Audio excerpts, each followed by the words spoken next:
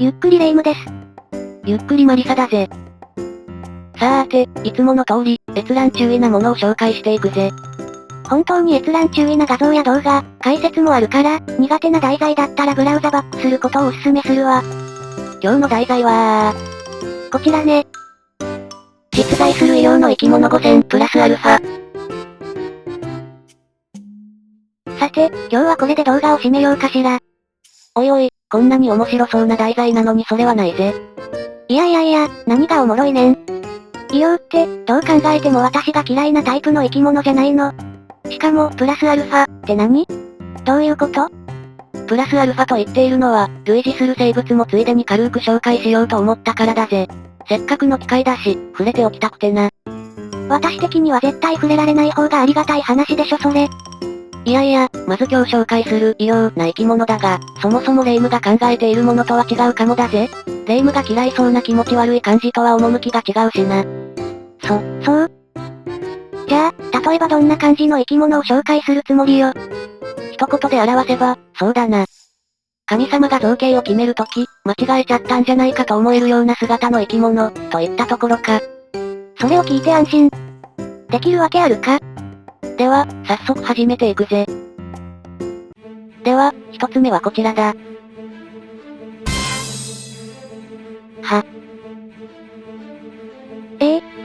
これは、何？わかるぜ、その気持ち。初めて見たとしたら、何が何だかわからないよな。わからん。こ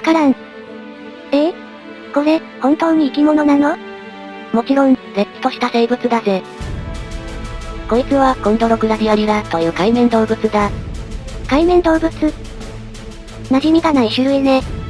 日本では海楼洞穴などが海面動物として知られているが、いずれにしても一般的ではないだろうな。簡単に言えば、スポンジ状の生き物だと考えてくれていいぜ。スポンジ？みんなが使っている商品のスポンジなんかは、まさにこの海面動物をモデルにして作られているんだぜ。また、海底で捕獲した海面動物の組織を腐敗させ、残った骨格を洗い流したものが、スポンジとして店頭に並んでいる国もあるくらいだ。へえ、まさかこんなところでトリビアを聞くとは思わなかったわ。話を戻して、コンドロクラディアリラもその海面動物の一種だ。コンドロクラディアリラは、カリフォルニア沖、水深3300メートルの海底から、新種の肉食の海面生物が発見されたぜ。深海に住んでいる生き物なのね。さすがというか、深海の生き物はヤバいのが多いわ。ちなみに、名前のコンドロクラディアは海面動物を、リラはラテン語でハープを意味するぜ。見た目が楽器のハープやことによく似ていることから付けられたようだ。出典は見つけられなかったが、最近になっては名として、縦ごと海面と名付けられたという話もあるぜ。縦ごと海面？まんま直訳って感じじゃないの。こんなコンドロクラディアリラだが、実は海面動物としては唯一肉食であることが判明した生き物としても有名なんだ。唯一？普通の海面動物は違うってこと？通常の海面動物は海水中のバクテリアや有機物を体でろ過して、そこから栄養を取ると言われているんだ。だが、このコンドロクラディアリラは違う。枝分かれした獅子の先にトゲのあるフックがついていて、それを使って小さな甲殻類を引っ掛け、捉える透水膜で包み込んでゆっくりと消化するというぜ。見た目が異様なだけじゃなくて、生態も異質と。せっかくなので動画でも紹介するぜ。ひえー。いや、今回は本気で身構える必要はないぜ。海面動物は活発に動くような生き物ではなくて、サンゴ礁とかと似たようなものだからな。ああ、なら安心して見れるわね。確かに佇んでいるだけって感じだわ。こんな生物が深海の海底にいるのね。正確には3240から3450メートルの深海に生息しているぜ。また、なぜ、このような医療として進化したのか、という点についてだが、海流と接触する体の表面積をなるべく大きくし、獲物を捕らえやすくするために、このような枝付き食台のような特徴的な形に進化したのだろうと推測されているぜ。まさに常識的な生き物とはかけ離れた異様だわ。一度でいいから、深海を探索してみたいよな。宇宙よりもずっと魅力的な世界に思えてならないぜ。私にはわからないけど、生き物が好きな人の中にはあんたみたいな人も多そうね。さて、次の紹介に行くぜ。次はこちらね。はぁ？何その、なんなのその頭部の丸いのは、角？角なの？しかもよく見ると毛。テンション上がってきたなレイム。はしゃぐ気持ちもわかるぜ。立体的で素晴らしい造形だしな。ちょっと角度を変えてみようか。ひえ？こっちみんな。正面から見るとこうなると。うっわ。上から俯瞰してみるとこうだぜ。いや気持ち悪い。その丸い部分にフォーカス当てんじゃないわよ。しかもやっぱり毛。いや、本当になんなのこの造形。どうしちゃったのよその頭。いい反応だぜ。では、解説に入ろうか。こいつは、ヨツコブツノゼミといって、ツノゼミの一種だ。ツノゼミ？普通のセミとは違う種族がいるってこと？皆が知っているだろうセミに近い仲間で、ツノゼミにはその名の通り、そして見ての通り、胸部背面に信じられないような角を持っているんだ。ということで、せっかくなので軽くツノゼミの紹介をしておくぜ。プラスアルファってこれか。いらん気の利かせ方を。この子は二度別のゼミ。日本に生息するツノゼミだ。ちゃんと角があるわ。この子はオオハタザオツノゼミの一種だ。日本にはいないが、アジアに生息するツノゼミだぜ。なんなのよ、その触覚みたいな角は。しかも模様もヒョウ柄っぽくて気持ち悪い。この子は双葉ツノゼミの一種だ。この子はアフリカに生息しているツノゼミだ。だから、なんでそんな造形になった？この子はハチマガイツノゼミの一種だ。南米に生息していて、ハチに擬態していると考えられているぜ。何その凶悪なシルエット。次はヘテロノプス・プリノドスス。この子はコスタリカを含む熱帯アメリカに生息していて、同じくハチに擬態していると考えられているんだ。はぁ？さっきよりも凶悪な形。というかもはや名前が覚えられない。次は、もういいわよ。もうお腹いっぱいよ。そうか？この魅力的な造形を持つツノゼミは数多く実在して、軽く紹介するだけでも数十種類はいるんだが。数十種類？いえ、もう、結構です。残念だな。せっかくだし、いつかツノゼミを特集した動画を作成しよう。なんか言った？気のせいだぜ。さて、ツノゼミの紹介はこの辺にしておいて、ヨツコブツノゼミの話に戻そうか。どうだ？このヨツコブツノゼミを見た感想は、見事な医療だろう？ヨツコブツノゼミ。4つのコブ？まさに名前の通りというか、見た目通りの名前が付けられたわけね。その通りだぜ。ということで、この見事な造形を360度からじっくり見てみようか。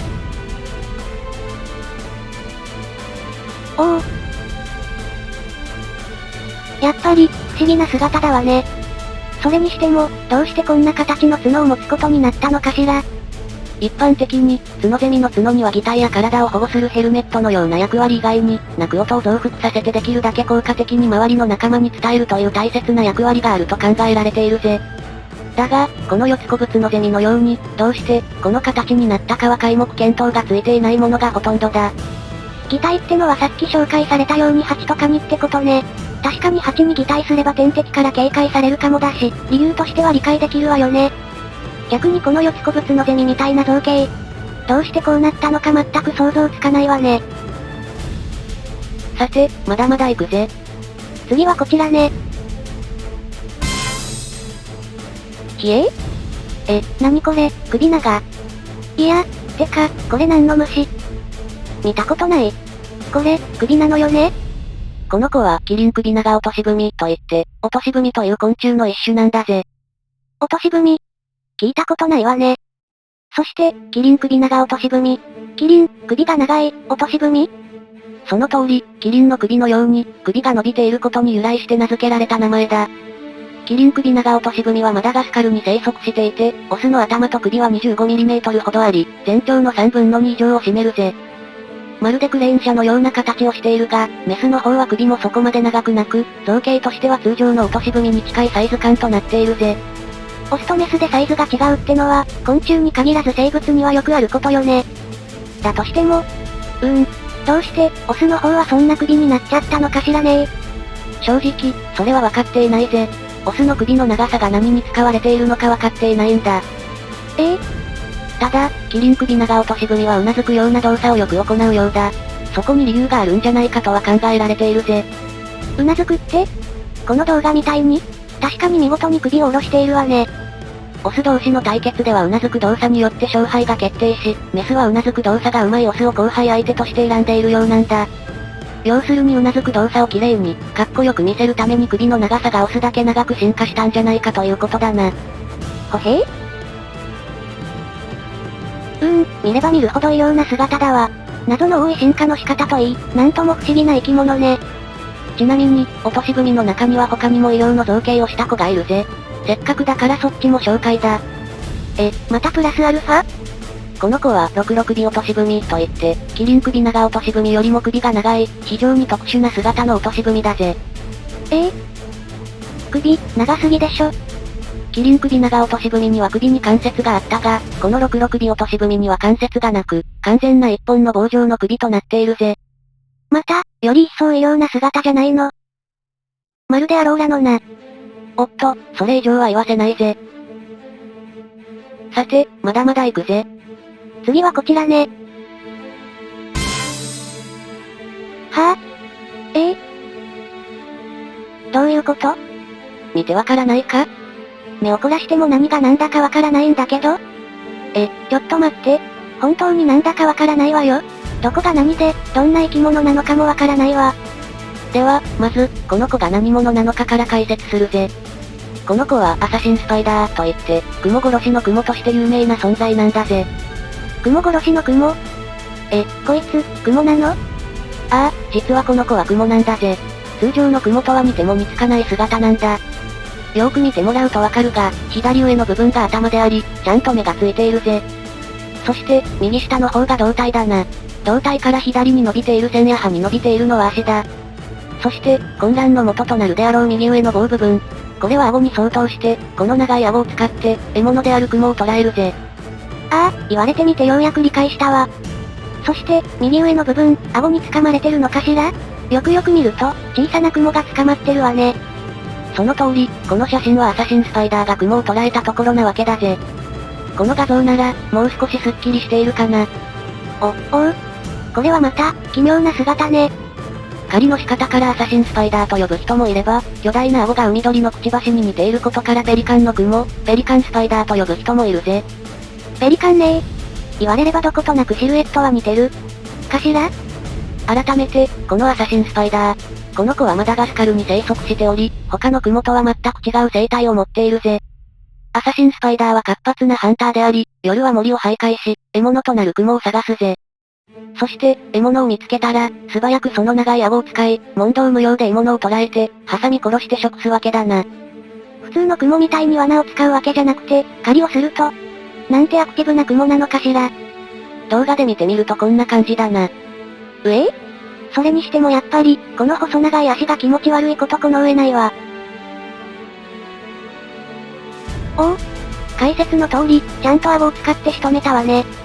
この動画だとシルエットがよくわかって、ますます普通の雲と違うのがわかるわね。本当、どうしてこんな姿に進化したのか、それに自分の禁煙の雲を主食にしようとしたのか、謎が謎を呼ぶ生物だぜ。では、次が最後だな。今日は虫が多めでめまいがしてきたわ。それにやっぱりどいつもこいつも異様と言われるだけあって、見た目のインパクトは絶大だし。最後の最後まで興味深い見た目の生き物を紹介するぜ。さて、最後はこいつだ。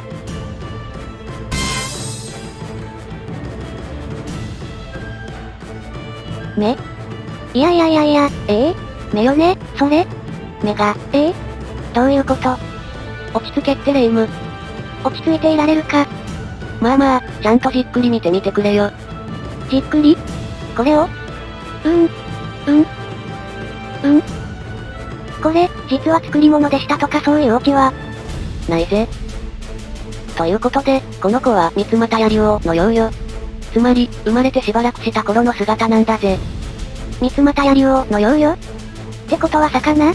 これで魚？それにまた、聞いたこともない魚ね。